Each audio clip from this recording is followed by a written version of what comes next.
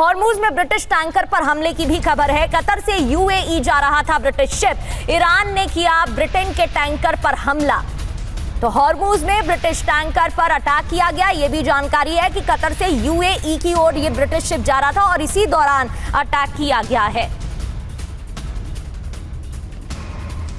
और Hormuz strait अब जहाजों के लिए सुरक्षित नहीं। ब्रिटेन ने जारी कर दिया है अलर्ट। नाविकों को समुद्री माइन से बचने की चेतावनी दे दी गई है। सुरक्षा खतरे के स्तर को गंभीर बताया गया है। गंभीर लेवल का सिक्योरिटी थ्रेट, इसकी बात की गई है ब्रिटेन की तरफ से। नाविकों को समुद्री माइन से बचाने के लिए जो अलर्ट जारी किया जाता है वो कर दिया गया है।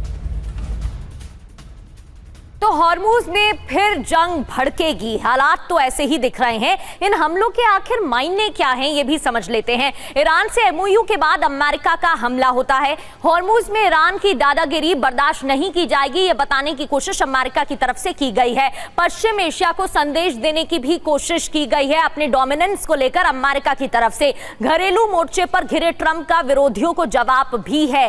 और आगे क्या होगा ये सबसे बड़ा सवाल है। डील के बाद अमेरिकी से तनाव बढ़ गया है। ईरान अमेरिका से सीजफायर या डील टूट सकती है। ईरान मिडिल ईस्ट में अमेरिकी बेस पर हमला भी कर सकता है, यानी कि जो पहले की स्थिति थी वैसे ही हालात बनते हुए नजर आ सकते हैं। श्याम कुमार सर, ये पहली बार तो है नहीं जब इस तरीके से हमले देखने को मिल रहे हैं। अमेरिकी राष्ट्रपति डोनाल्ड ट्रंप की तरफ से लगातार बयान बदले जाते हैं। उनका जो हाल ही में सोशल मीडिया पोस्ट आया है उसमें लिखा गया है कि ईरान की तरफ से एक और हमला अगर होता है तो फिर ईरान को बख्शा नहीं जाएगा। और ये वही डोनाल्ड ट्रंप है जो थोड़े दिन पहले कह रहे थे कि अब शांति की जरूरत है, शांति बहाल होगी और उसके लिए तमाम प्रयास किए जा रहे हैं। तो आखिर आने वाले समय में होने क्या वाला है, क्योंकि एक बार फिर से हम देख रहे हैं हमलों की शुरुआत हो गई है।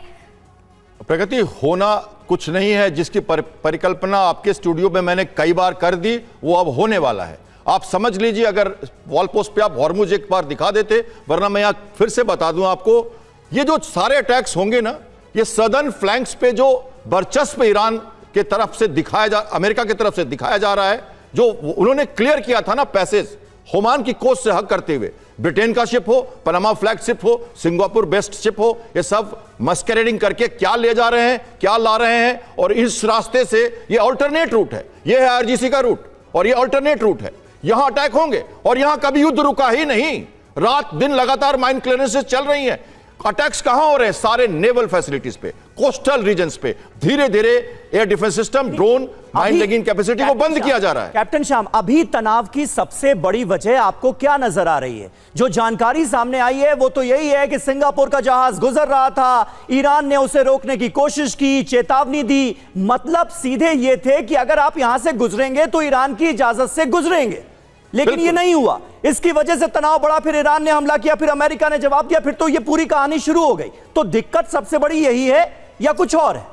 ये कहानी शुरू नहीं हुई, पिछले बार डिस्ट्रॉयर पे अटैक हुआ था, वो रास्ता बनाने की कोशिश कर रहे थे, नया रूट देना चाहते थे मर्चेंट मर्केंटाइल को, सी फेयरर्स को कॉन्फिडेंस में लेना चाहते थे कि अगर आईआरजीसी का हॉर्मुज और जो आइलैंड है लराक, उसके बीच में जाओगे तो दिक्कत है, यहां से जाओ, इधर से जाओ। 70 से ज्यादा शिप उन्होंने क्रॉस कराए, या आईएस ट्रैकर बंद करके, डार्कन शिप्स को करके करा है उन्होंने, वो सब अमेरिका कर रहा है। ऑटोनोमस मतलब जानबूझकर मजबूर किया गया है ईरान को सिंगापुर के जहाज पर हमले के लिए, आप ये कह रहे हैं? बिना परमिशन वहां से गुजरने की कोशिश जानबूझकर हुई? मैंने क्लियर कहा, स्ट्रैटेजिक प्रोवोकेशन। शिकारी आएगा, जाल बिछाएगा, जाल में फंसोगे, ये कहा जा रहा है। युद्ध बंद हुआ ही नहीं समीर, युद्ध बंद नहीं किया अमेरिका ने। 100 ऑटोनोमस बोट उनके लगातार काम कर रहे हैं। दुनिया की पहली एआई जनरेटेड फ्लीट है उनकी, जो वहां खड़ी है बिना क्रू के। मारोगे तो बोट जाएगी, आदमी नहीं मरेगा। बूट्स ऑन ग्राउंड नहीं चाहिए, दूर से लड़ेंगे और भागेंगे, लड़ेंगे, भागेंगे, लड़ेंगे।